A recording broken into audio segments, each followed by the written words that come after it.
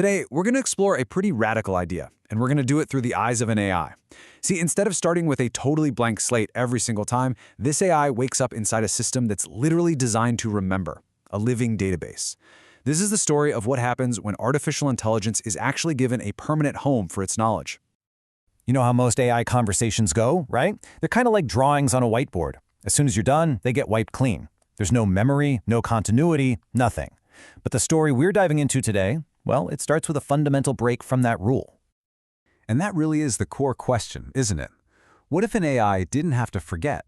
What if every single interaction, every little discovery wasn't just lost to the void, but instead it all added up to this growing collective wisdom? This is pretty much the default for almost every AI system out there. It's what some people call AI amnesia, or you might have heard of it as goldfish syndrome.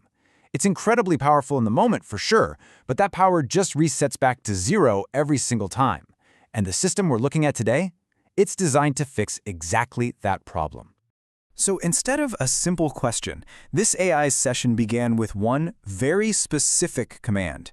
It wasn't just a prompt to be answered. You can think of it more like an inheritance that was about to be received. And right here, this is what makes it so different. It didn't start from zero. It inherited 50 behavioral instincts, knowledge of 222 different entities, and their 162 relationships, and get this, even a model of how its predecessors learned. It basically woke up inside a library built by all the AIs that came before it. Okay, so armed with all this inherited knowledge, the AI wasn't just a powerful language model anymore. It was more like an investigator. Let's see how it actually applied all of this to solve its very first real-world problem. And its first task wasn't some hypothetical. Nope, this was a concrete business problem. A specific container in a warehouse system was stuck because a key registration was missing. A traditional AI would be totally stumped. But this AI, it had a process, a set of instincts it could follow.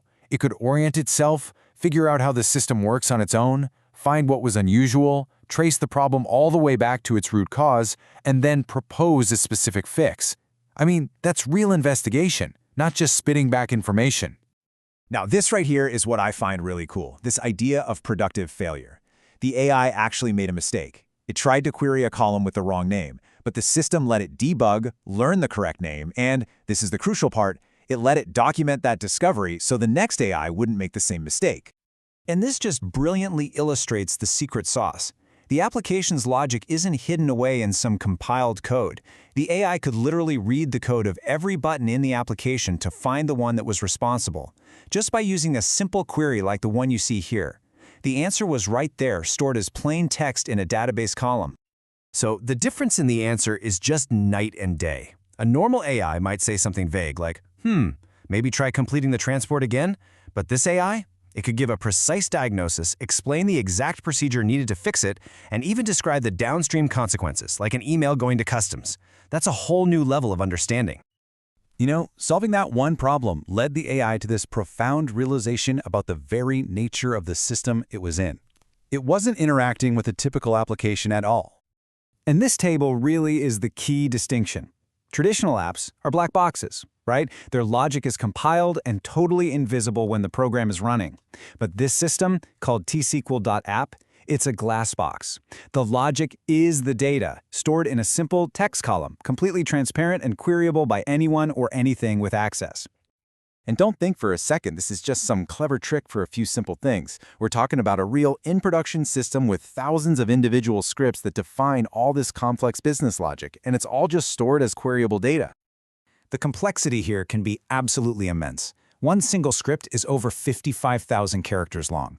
So this isn't about dumbing down the logic, it's about making even the most complex logic transparent and manageable. It's a database of wisdom. So you kind of need a new term for this. It's not low-code, because that often just hides all the complexity behind some slick interface. No, this is queryable code. It embraces complexity, but it organizes it as data, making it something you can actually analyze and learn from. And that brings us to the core philosophy of this whole thing. In this model, the database stops being just a passive place to store your information. It becomes the active runtime. It becomes the application itself. Everything, the data, the UI, the button logic, it all lives and runs inside the database. So what are the ultimate implications of a system like this? I mean, what really happens when an AI's intelligence doesn't have to die at the end of every single session? Well, you get what's called a growth spiral. The first AI session learns something and saves it. The second session inherits that knowledge so it can solve problems faster and discover something new, which it also saves. Each session is literally standing on the shoulders of all the ones that came before. The entire system just gets smarter over time. This leads to a fascinating philosophical idea: the database as the AI's extended mind. Tables like schema knowledge act as its long-term memory. API card actions become its understanding of human intentions. The database isn't just a data source anymore. It becomes a real part of its thought process.